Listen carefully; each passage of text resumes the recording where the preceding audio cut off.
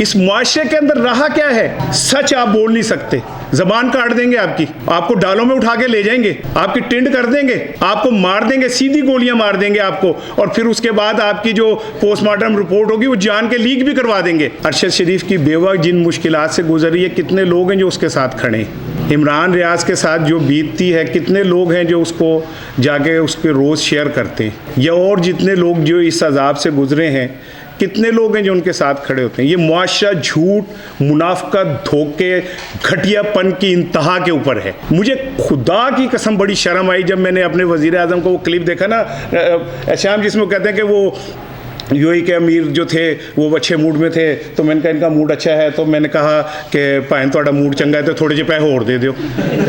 यार हम एटमी कुव्वत हैं, दुनिया की 10 बड़ी नेशन में अगर हम शुमार होते हैं हम, और हमारा आलम यह कि हमारा वज़ीर आज़म मौका तलाश कर रहा है कि मैं तो को पैसे होर किंज कटवाने ने। ये मुआशरा तबाह हो चुका है। इंसाफ की कुर्सी के ऊपर बैठा जज है, क्या वो इंसाफ को नहीं बेच रहा? क्या हमारे मुहाफिज DHA की फाइलें लेके नहीं फिर रहे? क्या हमारे सियासतदान रियासत को नहीं बेच रहे? क्या हमारा टीचर क्लासों में तालीम को नहीं बेच रहा? तो आपसे क्यों एक्सपेक्ट करें कि आप इमाम हुसैन के रास्ते पे चलें और आपके घर के बाहर काला अलम लगाओ और ये कहा जाए कि ये शहीद हुए थे?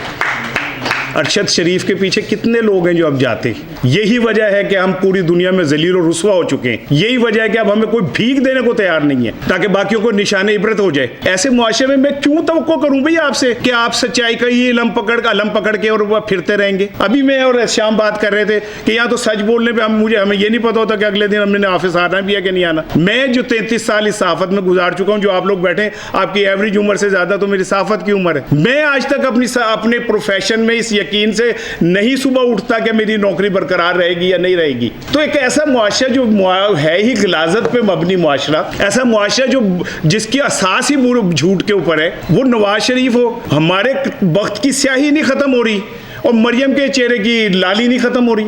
हम भूखे मर रहे। वो 2 घंटे पहले घर से निकलने हो तो उनका ड्राइवर प्राडो की क्या नाम है AC खोल के ऑन कर देता है कि मैम को या साहब को गर्मी ना लगे, और फिर वो अंदर बैठ के जो बाहर गर्मी में पॉपकॉर्न की तरह पुड़क रहे होते हैं कारकुन, उनको कहते हैं कि हम आपके दुख में बराबर के शरीक हैं, 10 रुपये पेट्रोल बढ़ता है तो हमें नींद नहीं आती। वो पाई लैक्सोडिनम खा लो, तानू नींद नहीं आती, तुसी जाके कॉफियाँ पीन दे होंदे हो। ये मुआशरा, इस मुआशरे के सारे किरदार फ्रॉड हैं। इस मुआशरे के तमाम जो क्या कहते हैं वो है ना कायदीन, वो 2 नंबर हैं। तो ऐसे में एक यूट्यूबर सच कैसे बोल सकता है? क्यों बोलेगा वो सच? यहाँ से फिर मैं शाम की बात को का आगाज़ करता हूँ। अल्लाह ताला कुरान पाक में कहता है कि अल्हातुम मुतकासुर हत्ता ज़ुरतुमुल मकाबिर कल्ला सौफा तालमून, कि तुम बहुत ज़्यादा दौलत इकट्ठी करने की ख्वाहिश के अंदर कब्रों तक पहुँच जाते हो, फिर तुम्हें पता चलता है वो ब्लंडर हो गया, अब तो वापसी भी कोई नहीं। कहता 2 दफ़ा ट्वाइस वो अल्लाह ताला आपको वार्न करता है। मैं तुम्हें बता रहा हूँ, कहता फेर दसदा तानू तुसी गलत करन दे हो। अगर ये ज़िंदगी अब्दी है और अगर इस ज़िंदगी का कहीं हिसाब होना है तो सबसे ज़्यादा हिसाब उल्मा के बाद सहाफ़ी का होगा, क्योंकि सहाफ़ी का एक लफ्ज़ पे कई हज़ार लोग यकीन करते हैं। आपकी पकड़ हम सबसे ज़्यादा है, हमारी पकड़ सबसे ज़्यादा है। तो अब ये हमने तय करना है कि क्या हम रेटिंग के चक्कर में और डॉलर्स के लिए वो सब कुछ करें जिससे हमें पैसे तो मिल जाएं लेकिन हमारी आकबत ख़त्म हो जाए। अगर ये अब्दी ज़िंदगी ही सब कुछ है तो फिर हमें रेटिंग के लिए झूठ भी बोलना चाहिए, हमें रेटिंग के लिए फ्रॉड भी करने चाहिए। मैं ऐसे यूट्यूबर्स को जानता हूँ जो जिस्म फरोश लड़कियों को पैसे देके उनका इंटरव्यू करते हैं कि आपने भागना है, हम आपके पीछे भागेंगे, हम आपको पकड़ेंगे और पकड़ के आपसे कहेंगे तो आप ये कहेंगे, ठीक है ना। मैं उन यूट्यूबर्स को भी जानता हूँ। मैं तो उस नस्ल से ताल्लुक़ रखता हूँ। मेरा अब्बा मैनू कहता सी, मैं को गल करना सा पुत तैनू कुछ नहीं पता। वो हुण मैं गल करना, मेरा बेटा कहता अब्बा जी तैनू कुछ नहीं पता। तो मुझे ऐसे लगता है कि सारा पता ही तुहानू है, ठीक है, सानू कख दा भी नहीं पता। लेकिन भाई मुझे एक बात का पता है कि ये मुल्क अगर बचा, अल्लाह करे कि बचे, लेकिन ये जो कहते हैं ना, मैं एक जगह कहीं पढ़ रहा था किसी सूफी बुजुर्ग का कि पाकिस्तान एक नूर है और नूर को कभी जवाल नहीं होता। तो 1971 में जवाल आया था। अपने परसेप्शन से बाहर निकल आए। हमसे ज़्यादा मुत्तकी कौमें तबाह हो गई, नामो निशान मिट गए उनके। नमाजी थे, परहेजी थे, तहज्जुद गुजार थे, रोज़ा रखते थे, ज़कात देते थे, सब कुछ करते थे, लेकिन वो मुनाफिक थे, झूठे थे, मकार थे, और हम उनसे बहुत आगे हैं। अब इसमें आप अपना किरदार खुद तय कर लें। आपने कहाँ खड़े होना है। आपका दिल हुसैन के साथ जरूर धड़कता है, लेकिन आपकी तलवारें यजीद के साथ हैं। ये तो आपने तय करना है कि आपने कहाँ खड़े होना है। आखिर वाले दिन आपने किसकी सफ में किसके साथ खड़े होना है। ये यूट्यूब, ये डिजिटल मीडिया, ये मैं तो नहीं समझता सहाफत से अलग है। सहाफत शक्लें बदलती है, सहाफत रंग बदलता है, इबलाग रंग बदलता है, इबलाग रस्ते बदलता है। लेकिन इबलाग के रस्ते जब बदल रहा होता है तो उस रस्तों के जो मकीन होते हैं वो ही उस वक्त के इमाम होते हैं। हमने सहाफत में प्रिंट मीडिया से शुरू हुए थे। मैं उस दौर का सहाफ़ी हूँ जब पेन जेब में रखते थे, आधे घंटे बाद देखते थे तो वो शर्ट नीली हुई होती थी। हम उस दौर के सहाफ़ी हैं जब पेन लीक हो जाता था। अब आप वो ऑडियो लीक्स करते हैं, वीडियो लीक्स करते हैं, ठीक है ना। हमारे पेन लीक्स होते थे, उससे हमारी कमीज़ दागदार होती थी। आप जो लीक्स करते हैं उससे मुआशरा दागदार होता है, ठीक है ना। तो आप सोच लें कि आपने इस मुआशरे को दागदार करना है या आपके एक अच्छे सच ने। अगेन मैं इसकी बात को मॉडल के तौर पे फ़र्क को पेश करता हूँ। ये तो नहीं चीखता, ये तो जूते नहीं मारता, ये तो उल्टबाजियाँ नहीं खाता, दुल्हन की गोद में बैठ के नहीं पप्पे करता उसके, ठीक है ना। अल्लाह ने उसको एक मुकाम दिया। इसका मतलब ये कि अगर आप संजीदगी से भी कोई चीज़ करें तो कर सकते हैं। एक चीज़ और, ये जो रेटिंग और डॉलर की बात हो रही है, मैंने वक्त ज़्यादा तो नहीं ले लिया। यकीन करें अगर आप कहते ले लिया तब भी मैंने बात पूरी करनी थी, ठीक है ना। वो साफ़ी नहीं जड़ा गल पूरी ना करे। मेरी बच्ची मेरे पास आई, उसने कहा जी मैंने एंकर बनना है। तो मैं कहा अल्लाह तैनू भाई हिदायत दे, मैं की कर सकना, जो तू आपे अपनी बदनसीबी लभ ली है तो मैं तेरा की कर सकना। उसका नाम मैंने मिस फंबल रख दिया, क्योंकि वो फंबल करती रहती थी। कई दफ़ा तो वो अपने नाम में फंबल कर जाती थी। एक दिन ना उसका मुझे फ़ोन आया, सर जी आप किधर हैं। मैंने कहा जी मैं इधर हूँ, आप लिबर्टी आ जाएँ। मैं कहा शायद इसके दिल में मेरे लिए कोई अच्छा ख्याल आ गया। तो मैंने जल्दी जल्दी पुट्ठी ब्लेड से शेव की और बालों के अंदर मैंने वो लगा के मैं पहुंचा। तो मैं कहा हाँ भाई। तो कहती मैंने आपका ना इंडिया पे इंटरव्यू करना है। और मैं क्या मेरा की ताल्लुक चाह बनाना लेना, तू मैनू केड़े पासे लै गई है। उसने कहा सर जी आप तो पागल हैं। मैं क्या गल तो मेरी बुढ़ी नू पता है, कि पता चल गया। तो मैंने कहा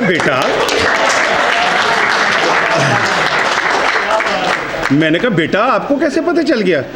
कहती सर जी आप जो वीलॉग करते हैं कि साहिवाल की एक बच्ची मर रही है, खुदारा उसके लिए करें, कौन देखता है। सर जी मेरे ये देखें, मेरी क्या नाम है वो जो क्या होती है वो यूट्यूब की सब्सक्राइबर, वो 1 लाख से ऊपर चले गए हुए थे। और नहीं व्यूज़, सब्सक्राइबर लाख से ऊपर थे और व्यूज़ लाखों में थे।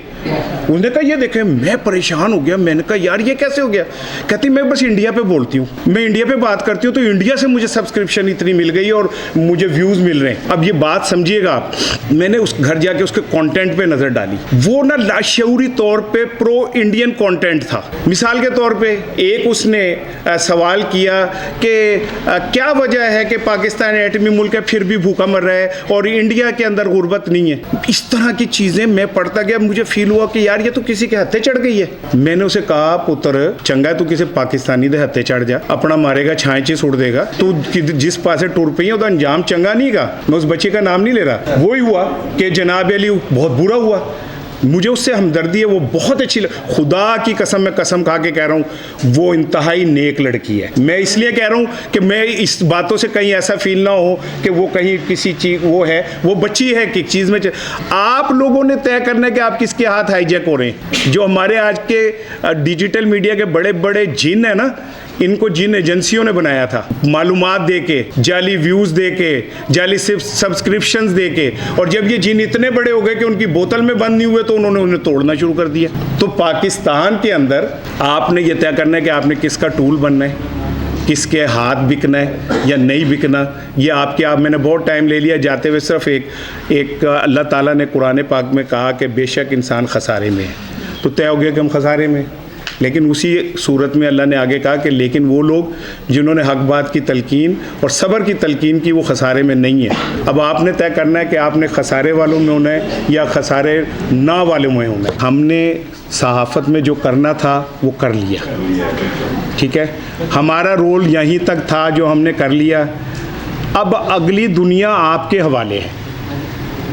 आप लोग इस वक्त सहाफ़त के इमाम हैं और मैं मजीद साजिद के जहानत को इसके दूर रस निगाह को सलाम पेश करता हूँ कि इसने बड़ी बड़ी बरवक्त बड़ा जिसे कहते हैं दूर अंदेश फैसला किया। ऐसे तो ये जिस तरह हर बार इलेक्शन जीत जाता है उससे मुझे अंदाज़ा है कि ये तो बड़ा गुरु कोई नहीं जेगा, लेकिन इसके बावजूद भी मजीद साजिद को मैं सलाम पेश करता हूँ। He done an excellent job. Anas साहब आप इधर आए ज़रा। एक बात याद रखें, बख्तियार साहब से इराक के एक बच्चे ने पूछा कि आपके वहाँ के उलमा जब ना मिले तो क्या करते हैं, तो उन्होंने कहा कि शुक्र करते हैं, और जब मिल जाए तो कहता है कि उन्होंने कहा कि सब्र करते हैं। तो उसने कहा कि ये तो इराक के कुत्ते भी करते हैं कि जब नहीं मिलता तो सब्र करते हैं क्योंकि नहीं है, और मिल जाता तो शुक्र करते हैं। तो आपने फरमाया कि फिर क्या करें? उन्होंने कहा जब मिल जाए तो सब्र करो और ना मिले तो शुक्र करो। तुम्हें मिल गया, अब तुम सब्र करो, ज़्यादा फड़फड़ाना नहीं है, ठीक है? इंसाफ से चलना है, सबको लेके चलना है। पीटीआई इधर ठप्पा मुकाना है, आपने सबको लेके साथ चलना है, because you are a president now and you have to be president and you have to be like a president, ठीक है कि नहीं? साढ़े प्रेजिडेंट आंगर नहीं कि उन्होंने दंद थल्ले वाला कढ़ना सी, उत्ते कढ़ता, उनके जी क्यों कढ़े, उनके जी थल्ले वाला कीड़ा है ते बह के कढ़दा उन्होंने छेड़ता सी, ठीक है? डेंटिस्ट सदर रहे लेकिन सही वाले रहे। बहुत मुबारक हो आपको।